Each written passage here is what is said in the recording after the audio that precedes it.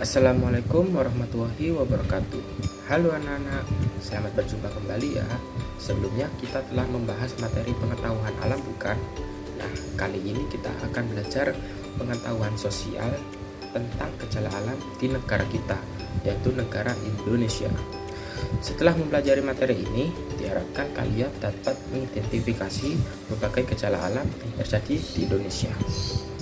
Sama seperti pembelajaran yang lalu, di akhir materi, nanti kamu dapat menguji kemampuan kamu dengan mengikuti kuis secara daring. Kamu juga dapat berpartisipasi pada pembelajaran ini dengan berbagai pertanyaan atau komentar pada kolom komentar. Sudah siap untuk belajar, anak-anak? Tetap semangat ya. Nah, sekarang Bapak mau bertanya, anak-anak, pernahkah kalian melihat liputan peristiwa tsunami yang terjadi di Aceh pada tahun 2004? Gelombang tsunami yang terjadi sangat dahsyat dan meluluh tanahkan wilayah Aceh. Peristiwa itu juga menyebabkan korban jiwa dan harta. Nah, anak-anak, peristiwa tsunami merupakan salah satu contoh gejala alam yang terjadi secara alami. Dengan demikian, ada juga gejala alam yang terjadi karena perbuatan manusia. Dapatkah kamu memberikan contohnya? Untuk lebih jelasnya, kamu dapat membaca rangkuman materi pelajaran di bawah ini ya. Nah, sekarang Bapak mau bertanya, apakah anak-anak ada yang tahu apa itu pengertian gejala alam? Ya, benar. Gejala alam merupakan peristiwa yang terjadi karena keadaan permukaan bumi. Beberapa gejala alam yang terjadi dapat menyebabkan bencana alam. Negara kita terletak pada jalur lipatan muda Mediterania yang labil, maka bencana alam tersebut tidak bisa dihindari. Berdasarkan penyebabnya, gejala alam dapat dibedakan menjadi dua, yaitu gejala alam secara alami dan gejala alam karena perbuatan manusia. Mari kita pelajari satu persatu. Nah, berikut ada kata-kata atau gambaran tentang kata-kata bumi. Mari menyelamatkan bumi dengan hal-hal kecil seperti membuang sampah pada tempatnya serta tidak menggunakan plastik dan kertas secara berlebihan. Nah, baik anak-anak, untuk mengetahui lebih jelasnya, kita akan masuk ke dalam materi macam-macam gejala alam yang sering terjadi di negara kita, yaitu negara Indonesia. Untuk gejala alam yang pertama yaitu tentang banjir. Banjir merupakan salah satu bencana alam yang terjadi akibat kondisi alam atau ulah manusia. Banjir terjadi karena luapan air yang menenggelamkan tanah atau daratan lain yang biasanya daratan itu kering. Banjir sering terjadi di kota-kota besar dengan permukaan tanah yang lebih rendah dibandingkan permukaan laut dan minim resapan air. Banjir bisa menerjang daerah permukiman penduduk dan tak sedikit menelan korban jiwa.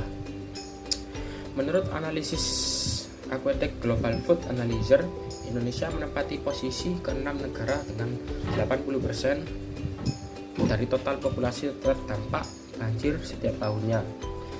Situs ini menampilkan data 15 negara yang paling rentan dan semuanya adalah negara paling tidak berkembang atau berkembang. India menempati urutan pertama, disusul Bangladesh dan China. Untuk selanjutnya kita masuk ke dalam gejala alam yang kedua, yaitu tentang tanah longsor. Tanah longsor adalah gerakan batu, tanah atau puing-puing yang menuruni lereng dan dapat berbahaya jika terjadi di dekat wilayah penduduk. Secara umum terdapat dua faktor penyebab tanah longsor, yakni faktor pendorong dan faktor pemicu. Faktor pendorong adalah faktor-faktor yang mempengaruhi kondisi material, sedangkan faktor pemicu adalah faktor yang menyebabkan material tersebut bergerak. Untuk faktor penyebab tanah longsor, dilansir dari Badan Penanggulangan Bencana Daerah di Yogyakarta, selain faktor pendorong dan pemicu, terdapat faktor penyebab tanah longsor lainnya, yaitu yang pertama erosi. Erosi adalah salah satu faktor penyebab tanah longsor. Erosi disebabkan oleh aliran air permukaan atau air hujan, sungai-sungai atau gelombang laut yang menggerus kaki lereng hingga bertambah curam. Yang kedua yaitu lereng dari bebatuan yang lemah. Yang ketiga gempa bumi. Yang keempat gunung berapi. Dan yang kelima berat yang berlebihan. Berat atau beban yang berlebihan juga menjadi salah satu faktor penyebab tanah longsor. Contohnya adalah kumpulan salju. Yang keenam adalah aktivitas manusia. Aktivitas manusia seperti pertanian dan konstruksi dapat meningkatkan resiko tanah longsor. Penebangan pohon, penggalian, dan kebocoran air juga termasuk aktivitas manusia yang membantu melemahkan lereng. Nah, baik anak-anak, kita masuk ke gejala alam yang nomor 3, yaitu tentang gunung berapi meletus. Gunung berapi meletus adalah fenomena yang terjadi akibat endapan magma di dalam perut bumi yang didorong keluar oleh gas bertekanan tinggi. Magma sendiri merupakan cairan pijar yang terdapat di dalam lapisan bumi dengan suhu sangat tinggi mencapai lebih dari 1000 derajat Celcius. Kenapa gunung bisa meletus? Ada 3 hal yang menyebabkan sebuah gunung api bisa meletus.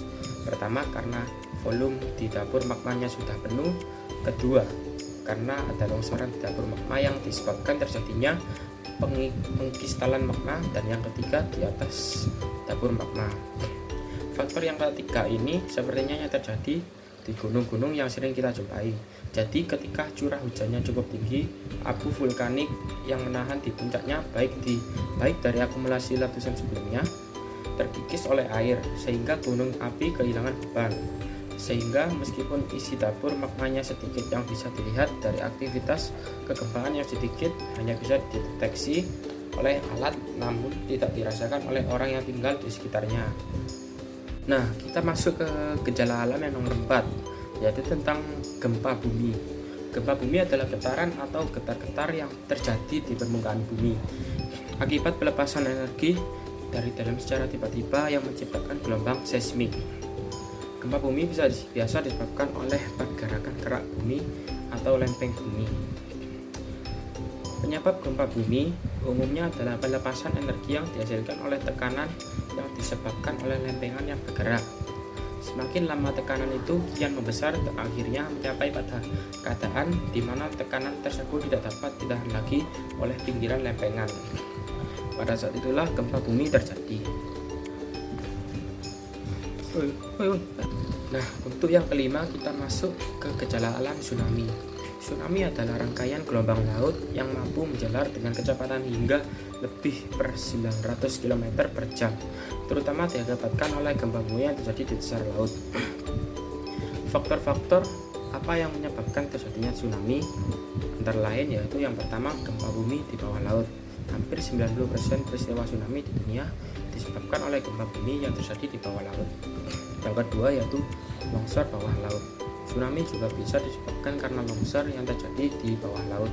Yang ketiga yaitu letusan gunung berapi. Nah, untuk masuk ke dalam gejala alam yang nomor 6 yaitu angin topan. Seperti yang telah disebutkan sebelumnya, penyebab angin topan terjadi saat massa udara hangat dan lembab dari permukaan laut mulai naik dengan cepat dan bertabrakan dengan massa udara yang lebih dingin. Tabrakan itu mendorong uap air hangat mengembun selama proses kondensasi panas laten dipancarkan. Tornado atau puting beliung terjadi karena suhu udara panas, pengah, dan radiasi matahari. Karena ada hal tersebut membuat timbulnya awan hitam yang mengepung dengan tekanan udara di dalamnya. Tekanan udara tersebut terus naik dan turun dengan kecepatan yang tinggi. Ada 6 aksi kecil menjaga bumi yang kita huni. Yang pertama adalah hemat listrik, dan yang kedua jangan membuang sampah sembarangan. Yang ketiga menanam pohon, dan yang keempat gunakan daur ulang, dan yang kelima jangan menebang pohon sembarangan, dan yang terakhir gunakan transportasi umum dan sepeda. Nah, kali ini Bapak akan memberikan contoh salah satu negara terbersih dunia, yaitu di Denmark. Dengan total skor 82,5, Denmark memiliki beberapa kebijakan yang paling komprehensif, khususnya urusan mengurangi emisi gas rumah kaca dan mencegah perubahan iklim. Dan selain itu, Denmark juga fokus meningkatkan jumlah hotel rumah lingkungan, perahu bertenaga surya, dan makanan organik. Baik anak-anak, apakah sudah bisa dipahami tentang materi yang saya ajarkan? Jika ada pertanyaan, silakan tulis di kolom komentar ya. Baik, jika sudah dipahami dan tidak ada pertanyaan, Bapak akhiri ya, kita tutup dengan bacaan Alhamdulillahirabbil alamin. Sampai bertemu di pertemuan berikutnya ya anak-anak. Assalamualaikum warahmatullahi wabarakatuh.